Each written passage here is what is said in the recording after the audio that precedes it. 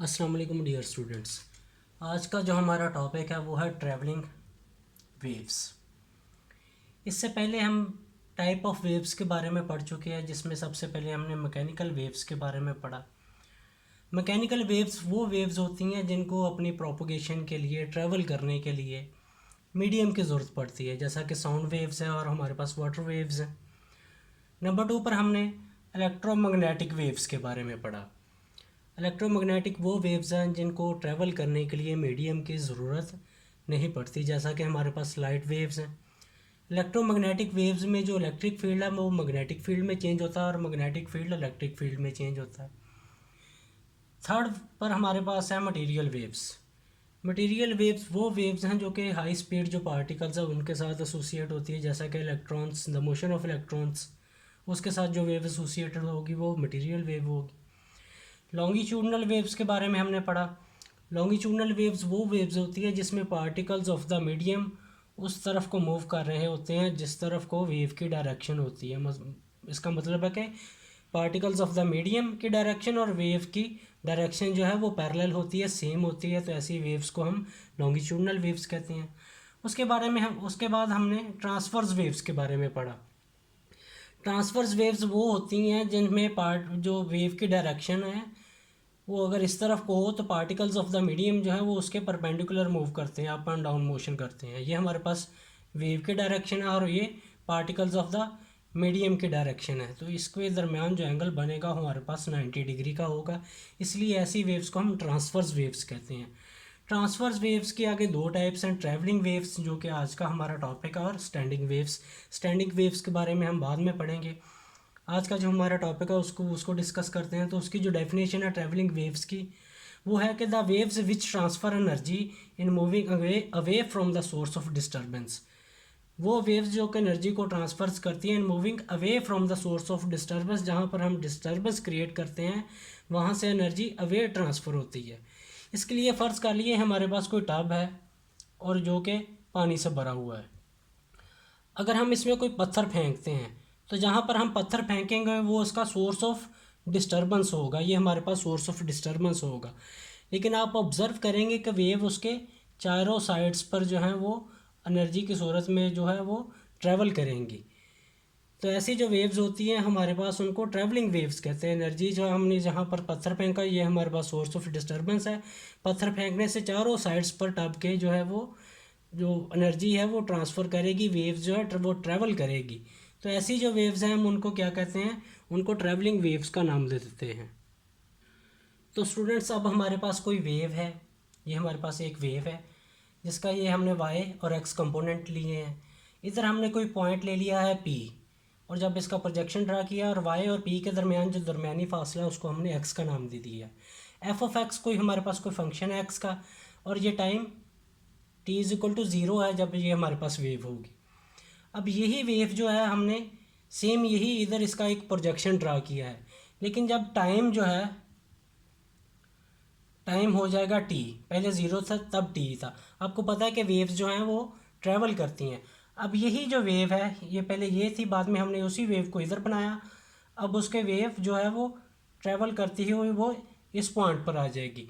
अब हमने इस पॉइंट का जो है अगर हमारे पास पहले ये वाई था इसको हमने वाई प्राइम कह दिया है। पहले हमारे पास जो था ये पॉइंट पी था, इसको हमने पी प्राइम कह दिया है। इसके और इसके दरमियान अगर डिस्टेंस एक्स था तो हमने इसको एक्स प्राइम का नाम दे दिया है। ये हमारे पास पी प्राइम है। इनके और इसके दरमियान जो डिस्टेंस था उसको एक्स प्राइम का नाम दे दिया है हमने।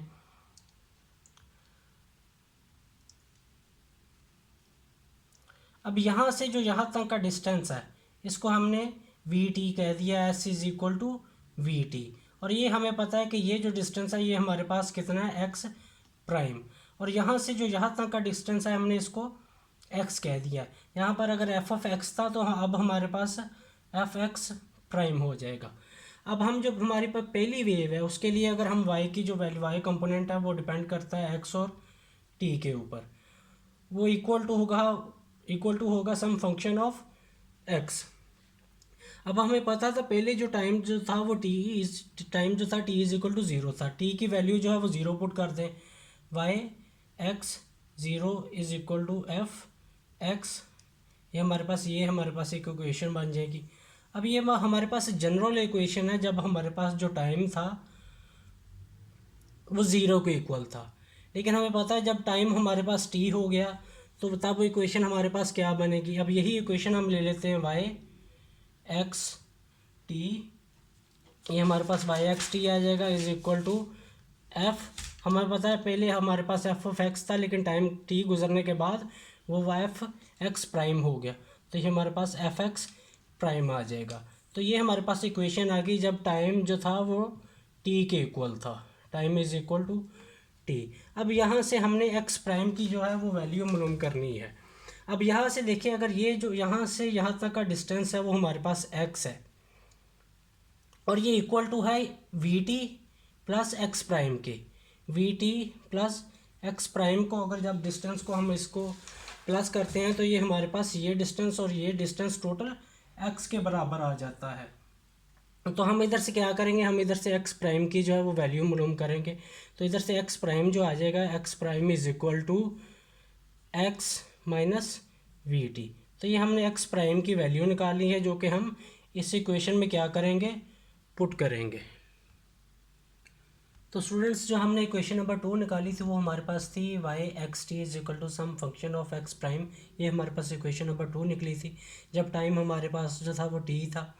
हमने एक्स प्राइम की वैल्यू निकाली जो कि एक्स माइनस वी टी के इक्वल आई, और ये वैल्यू हम एक्स प्राइम की जगह पुट कर देंगे तो हमारे पास इक्वेशन आ जाती है Y X T is equal to F X minus V T.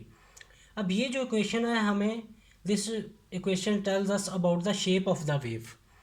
ये इक्वेशन हमें वेव की शेप के बारे में बताती है। इसमें जो एक्स और टी जो हैं वो हमारे पास वेरिएबल हैं जो कि चेंज हो सकते हैं। जैसा कि फ़र्ज़ कर लें अगर मैं बोल रहा हूँ तो मेरी जो आवाज़ है उसका जो एम्पलीट्यूड बनेगा वो कुछ इस तरह का होगा। अगर मैं इससे ज़्यादा ऊंचा बोलता हूँ तो वो एम्पलीट्यूड आप लोगों को पता है कि वो बढ़ जाएगा। अगर इससे भी ज़्यादा अपनी लाउडनेस को बढ़ाता हूँ तो वो एम्पलीट्यूड और ज़्यादा बढ़ जाएगा। इसका मतलब है कि मेरी आवाज़ जो है वो वेरिएबल है। वेरिएबल होने की वजह से एम्पलीट्यूड में आप देख रहे हैं कि चेंज आ रहा है, पहले इतना था फिर इतना हो गया। लेकिन इस इक्वेशन में मैंने कहा है कि शेप ऑफ द वेव जो है वो डिपेंड करती है एक्स और टी पर। एक्स और टी को अगर हम चेंज करेंगे तो इसकी जो शेप है उसमें भी चेंज आएगा। लेकिन अगर x and T are variable, x और टी वेरिएबल है, वी जो है वेलोसिटी है वो with in the medium constant रहती है, वो चेंज नहीं होती। ये आप लोग पहले वेव स्पीड के टॉपिक में पढ़ चुके हैं। X and T are variable and if their resultant is constant then there will be no change in amplitude. X और टी यहाँ पर वेरिएबल है, अगर हम इनको मल्टीप्लाई करें और इनका जो रिजल्टेंट है वो हमारे पास कांस्टेंट रहे, वो रिजल्टेंट चेंज ना हो, वो रिजल्ट जो है हमारे पास आएगा वो चेंज ना हो, तो इस तरह जब तो इसमें जो there will be no change in the amplitude, तो तब एम्पलीट्यूड में कोई चेंज नहीं आएगी। मसलन हम देखते हैं कि एक्स माइनस वी टी हमारे पास अगर 20 के इक्वल हो, अगर हम x की वैल्यू 24 कर दें, माइनस वी की वैल्यू 2 है और टाइम हमारे पास 4 है, तो हमारे पास क्या आ जाएगा, अगर टाइम हमारे पास 2 हो, हमारे पास 2 है, तो आप इसका रिजल्टेंट निकालोगे तो वो 20 के इक्वल आएगा।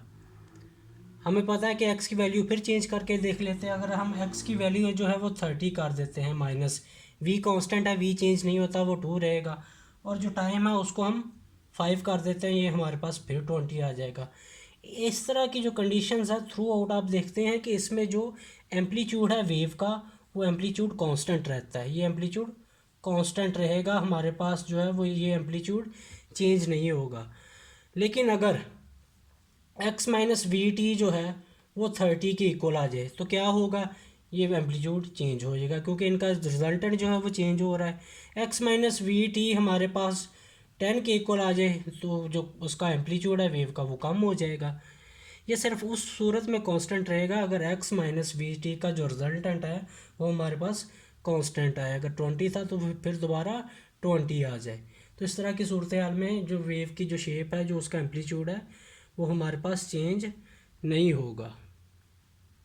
तो स्टूडेंट्स अब इसके बाद हम फेज़ वेलोसिटी के बारे में पढ़ेंगे। सबसे पहले उसकी definition, the velocity of travelling wave in any medium is called phase velocity. किसी भी मीडियम के अंदर जो ट्रैवलिंग वेव की जो वेलोसिटी है हम उसको फेज़ वेलोसिटी कहते हैं। इससे पहले हम पढ़ चुके हैं कि एक्स माइनस वी टी हमारे पास क्या होता है, कांस्टेंट, ये हमारे पास कांस्टेंट है।